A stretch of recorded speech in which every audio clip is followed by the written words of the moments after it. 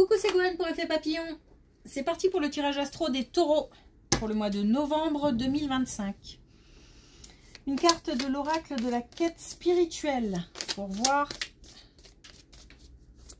quels sont les premiers messages pour les taureaux pour le mois de novembre 2025. Alors, on a ayez la foi, donc gardez confiance. On traverse peut-être une épreuve compliquée et on nous dit de garder confiance. On a soyez reine. Donc encore une histoire de confiance. Aussi l'idée de prendre le pouvoir. Alors par prendre le pouvoir, j'entends retrouver son pouvoir d'action par exemple.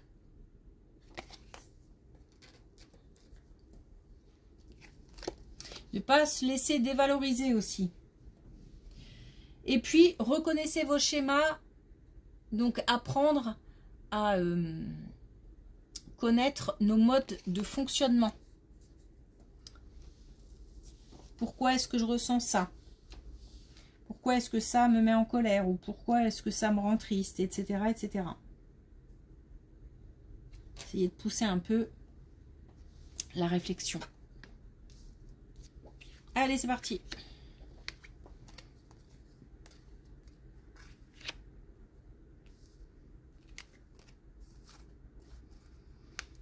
Allez, encore un peu de tension au niveau familial, au niveau du foyer.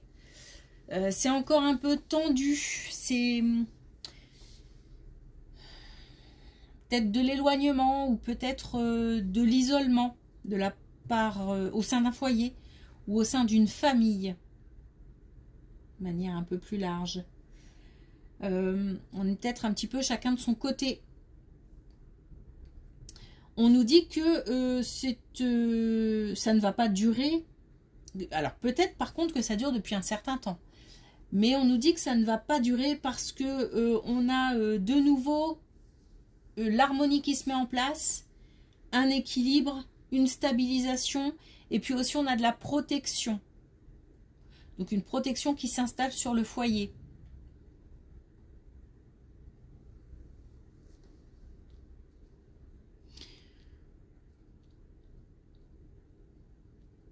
On a quand même deux fois de la protection. Hein. Donc peut-être qu'on va avoir un coup de pouce de l'invisible, un coup de pouce des défunts, de Dieu, de qui on veut, pour que la situation s'apaise et s'arrange. Donc, il faut garder la foi. Ah, tiens, j'en ai 3.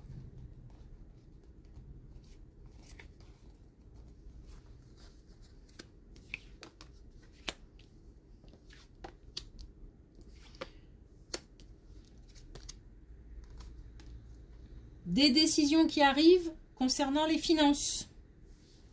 Concernant le domaine financier. Une décision qui apporte comme un soulagement, un apaisement qui arrive, une sérénité. On a aussi un peu plus de légèreté. C'est moins lourd. Alors moins lourd dans la tête, mais c'est peut-être aussi moins lourd dans le sens où il y a des choses à faire, des décisions à prendre, etc. Et le domaine financier coince. Et là, on a une porte qui s'ouvre.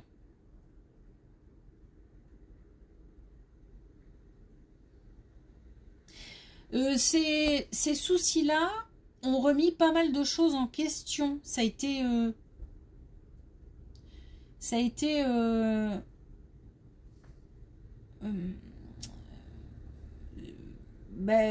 sais pas comment l'expliquer, mais ça a remué. Ça a remué pas mal de choses. Peut-être qu'on s'est lancé dans une aventure et puis que les problèmes financiers ont posé le doute sur ce qui a été fait, sur l'engagement, Bon, en tous les cas, on a une décision qui permet de transformer la situation. Donc là, on a de l'apaisement, on a de la légèreté, on a quelque chose de plus serein, de plus sage aussi, mais sage dans le sens où dans la tête, c'est moins le chaos.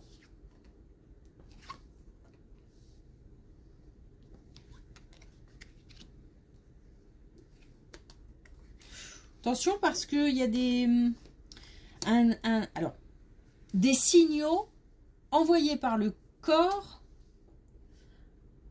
à prendre en compte. Alors, il se peut qu'on soit aussi inquiet pour quelqu'un. Mais j'ai l'impression plutôt qu'on se voile la face, ou alors même si on s'inquiète pour quelqu'un, on ne va pas au-delà, c'est-à-dire ça reste au stade des inquiétudes, alors qu'il faudrait peut-être envisager des examens, des... Voilà, on est sur, en fait, le fait de ne pas voir quelque chose. Mais c'est comme si on avait des signaux, mais qu'on n'en tenait pas compte. Donc il faut absolument, absolument se préoccuper de ces signaux. Alors ça peut être aussi, on parle là de signaux physiques, mais ça peut être aussi quelque chose au niveau du mental, de la santé mentale. Et peut-être de la santé mentale de quelqu'un par exemple. Ou quelqu'un qui commence un petit peu à, je sais pas moi, qui dit des choses un petit peu parfois incohérentes, et puis on n'en tient pas plus compte que ça nous tracasse, mais sans aller plus loin. Mais là, on nous dit qu'il faut pousser. Il faut pousser les examens, pousser comment dire, les informations. Donc là, attention, ça a l'air important. Il ne s'agit pas de passer à côté de quelque chose. Puis on a encore, je pense que, bah, ouais, alors là, pour le coup, on a quand même là la santé. Là, on a 2 cartes santé. Hein, donc, ouais. Et on nous dit prudence. Et on nous dit qu'il nous faut des réponses. Et on nous dit d'écouter sa voix intérieure. Donc, j'ai quasiment 2 colonnes identiques. Donc, il faut absolument, c'est le message le plus important, tenir compte des signaux. Si on a des inquiétudes, des doutes par rapport à sa propre santé ou par rapport, donc physique ou mentale, ou la santé de quelqu'un. Parce que là, il y a des réponses à obtenir, des examens, des consultations, des choses à faire. Il y a des actions à poser. Et on sent qu'il y a quelque chose qui ne va pas quelque part. Donc, il faut s'en préoccuper.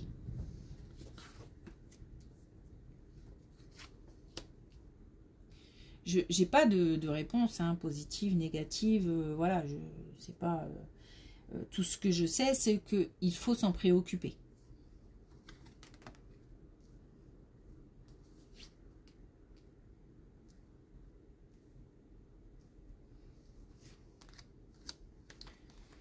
Et puis justement, ça peut être par rapport à ça plutôt des nouvelles rassurantes, mais ça peut être aussi par rapport à ce qu'on avait auparavant, donc au niveau du foyer, des tensions, etc.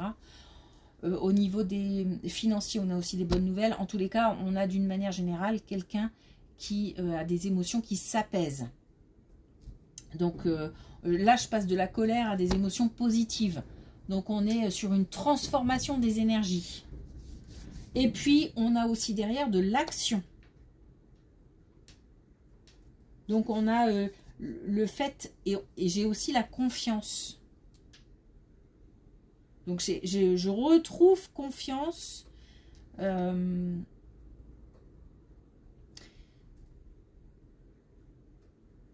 fait, vraiment, on nous dit qu'il faut y croire.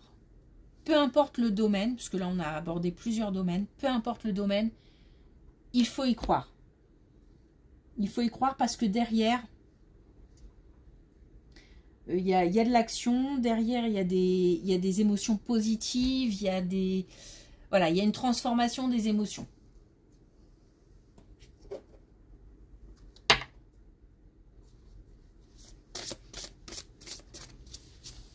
Alors, pour finir, est-ce qu'on a un dernier message avec les clés du destin?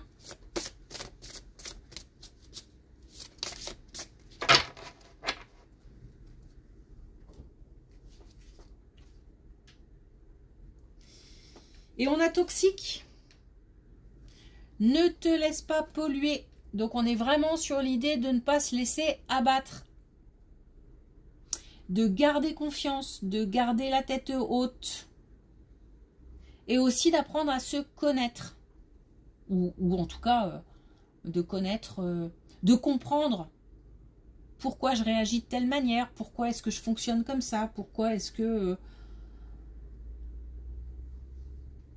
étant donné qu'on ne peut pas avoir toutes les réponses, c'est-à-dire que si on est blessé par exemple par quelqu'un, on ne peut pas savoir pourquoi. Peut-être qu'on sait, mais pas toujours.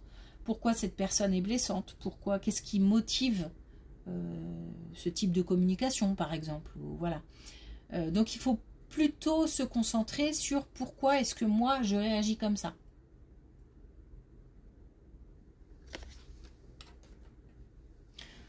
Et puis lâcher tout ce qui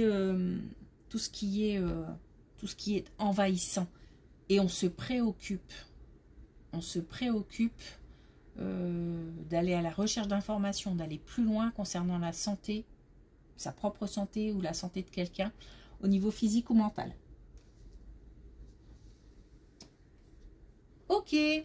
Merci pour votre écoute. Je vous souhaite une belle journée et je vous dis à bientôt.